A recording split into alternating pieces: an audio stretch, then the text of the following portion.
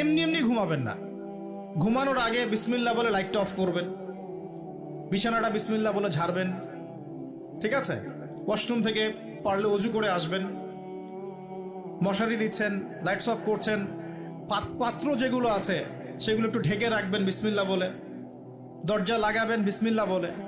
এরপর 3 বার পড়বেন সূরা ইখলাস একবার, সূরা ফালাক একবার, সূরা নাস একবার, পরে হাত একত্রিত করে ফু দিয়ে গা মাসাহ করবেন।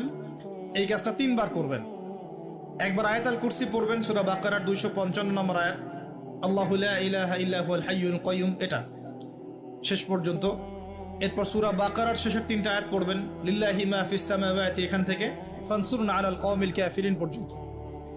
তারপর ডান কাতে পাশ ফিরবেন, বলবেন আল্লাহুম্মা বিইসমিকা আমুতু ওয়া আহইয়া।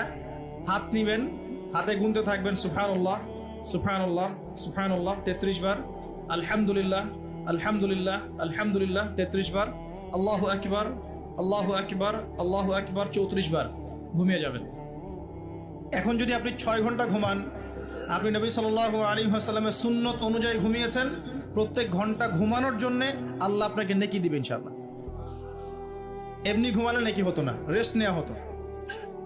আমি একজন ব্যক্তিত্বের কথা বলছি, যার প্রতিটা কাজ অনুসরণ করলে ইনশাআল্লাহ জানা অনুযায়ী আমলটা হয়ে যাবে, আল্লাহর কাছে আমরা মাকবুল হব ইনশাআল্লাহ। পারা যাবে ইনশাআল্লাহ। ঘুম থেকে উঠলেন, এমনি এমনি উঠে চলে যাবেন না। উঠেন, বসেন, বসে ঘুমের ভাব দূর করেন, দূর করে বলবেন আলহামদুলিল্লাহিল্লাযী আহইয়ানা বা'দা মা আমাতানা ওয়া ইলাইহিন নুশুর। এবার বাথরুমে যান। বাথরুমে গিয়েই বাথরুমে ঢুকে গান গাওয়া শুরু করবেন না। বাথরুমে ঢুকেই বাম পা দিয়ে ঢুকবেন, ঢোকার সময় বলবেন বিসমিল্লাহ আল্লাহুম্মা ইন্নী আউযু বিকা মিনাল খুবসি ওয়াল খাবাইস। বাথরুমে কিন্তু জিন শয়তান থাকে। বাথরুমে কি থাকে?